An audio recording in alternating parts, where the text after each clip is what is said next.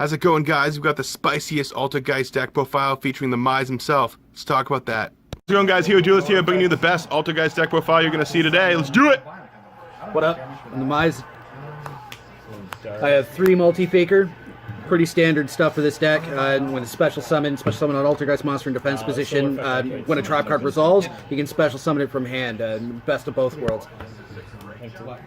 Mise attacks directly. You can send a target card from your opponent's side of the field to the graveyard. And a big part about that is that it can attack directly. It's a level 1, it can go into Link Karibo. You can just repetitive spam if you got the right resources. 3 Marionetter. Normal summon to get an ALTERGEIST trap, set it directly into your back row. It's unaffected by Ash, and even if it gets hit by Ogre, your chances are you're going to have a multi-faker to your availability. Either way, it's a great resource to have for this deck. Also as well, you can use this effect to send an ALTERGEIST card, including itself, to the graveyard, special summon an ALTERGEIST monster. 2 Sassy Silquacious.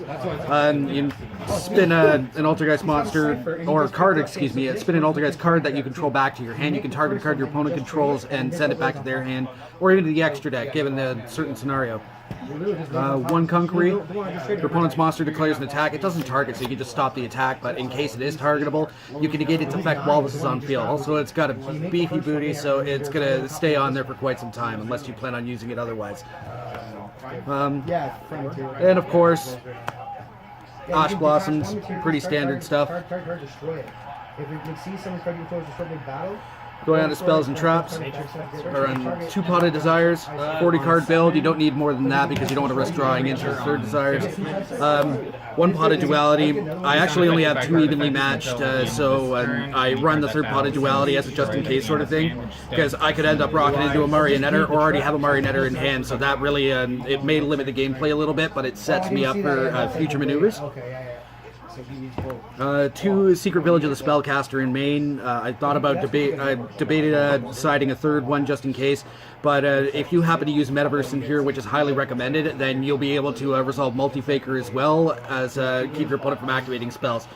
Huge trick against Pendulum players and stuff that requires spell support, especially Sky Strikers too. Going into traps, I run an Imperial Order.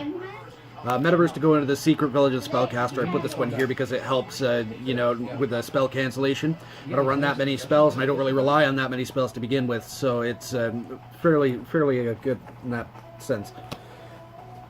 Again, 2 evenly matched. I just don't have the 3rd. Recently worked at a trade for Boral Sword, needed one of those. So I find that this is pretty well balanced enough. I go into it pretty often, and it helps out a lot. 3 Infinite Impermanents. You can play it from your hand if you control nothing. Again, another thing to help you resolve multi-faker, especially on the first turn if you're going second. Huge stuff. You bring out a Sassy Silquacious and start bouncing your opponent's stuff off the get-go. But don't rush into it. You never know what they might have. 2 Manifestations. Works like a back to the front, only it has to be in attack position, and you can banish this card from graveyard to get an ALTERGEIST trap from your graveyard back to your hand. This specifically works with ALTERGEIST monsters, since a lot of the monsters you're going to be using anyway are going to be ALTERGEIST anyway. It's not that much of a difference.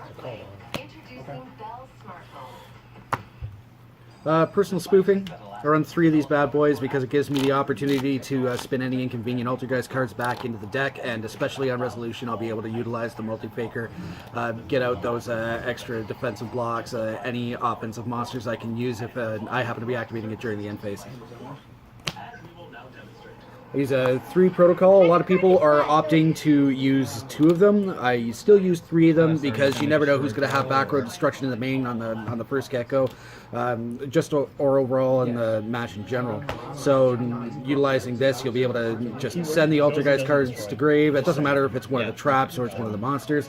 You can repurpose them afterwards and negate your opponent's stuff. What's even more important, though, is that if you're using stuff that can be stopped by hand traps, negation-wise at the very least, this prevents your ALTERGEIST card effects on the field from being negated, so it's very helpful in the deck. Speaking of negate, biggest package out there, the Solemn package. It's hell on the life points, but it's also hell on your opponent in the right circumstance. I actually just played a game where I utilized a little too much of the Solemn stuff. I was down to 250 life points in this game, just dragged on a little bit. I mean, I put up a good fight, but in the long run, it was these things that really killed me. But again, you know, you really want to purpose them under the right circumstances. So that's the main count Going into just the side deck stuff, I run 3 heavy storm dusters. A lot of people opt to use Twin Twister, but I use this in the opportunity that I'll be able to use the Multi-Faker as well as destroy up to 2 speller traps. Excuse me. 3 red reboot. Standard counter trap stuff. Some people use wiretap. I mean, I'd like to give it a try, but I'm pretty comfortable with using red reboot, whether from the hand or on the field. I side 3 trap trick in case that I happen to really need it in permanence or really need evenly matched. I can happen to go for these guys. Same goes for manifestation. As another thing that I can use in chained other traps as well as utilize the Multi-Faker, so it's actually a really good trap card. Dimensional Barrier. Noticing quite a bit of fusion play given this format regarding Thunder Dragons or even Prank Kids for that matter. You'll be seeing a lot more of those in gameplay. So having this around, even against stuff like Pendulum or other rogue decks, it's going to be very utilizable. And the last 3, Called by the Grave. Standard stuff on that. You never know who's going to be running BA or something graveyard savvy. After the side there, going into the extra deck, I run 3 Hexias. Great negate card for spells and traps, and a great way to get stuff like Meliseek into the grave as well. Borload and Boral Sword. I found this is pretty handy in the Altergeist. I mean, very situational really, but when it came down to it, it actually helped out a lot. And the Borload, of course, standard stuff. I have my Nightmare package here. I got the usual 3 going on. The Cerberus, Phoenix, and the Unicorn, but what I didn't take into account that actually started helping out a lot was the Nightmare Griffin. A lot of your cards work off of being set in the back row, and this here, it's really good for either getting into the main monster zone so your opponent can optimize on the link factor, but more or less it gives me back resources I can't use anymore. So just so long as I have the proper monster count, which tends to happen on occasion, then I can bring this bad boy out here and start repurposing everything to my benefit. I use 1 Altergeist Prime Banshee. It's just good muscle, as well as I can take stuff from my graveyard back to my hand. So in case I happen to have optimal traps, then I can use the Multi-Faker, or if I happen to have more Altergeist traps I can get out from deck, I can use this to get back the Marionette if it's sent away. And it's just a good boost capability for Hextia. Linkuriboh, of course. Meliseek and Linkuriboh is just busted as all hell. I've managed to negate like so many attacks and so many opportunities to have my life points just taken away from me with this. Summon Sorceress gives you the opportunity to bring out so much more Altergeist shenanigans. And of course, going on to the XYZs, I use Exciton, I use Cowboy, Abyss Dweller, and for just crazy fun, I actually started using a Baguska. I've come across a lot of like high muscle opponents, so I started utilizing this with a Marionetter, so I can special summon Multi-Faker, go for Marionetter if I have one in grave. I can send the Multi-Faker, get that Marionetter from grave out, and overlay into this, just to kind of stall things out.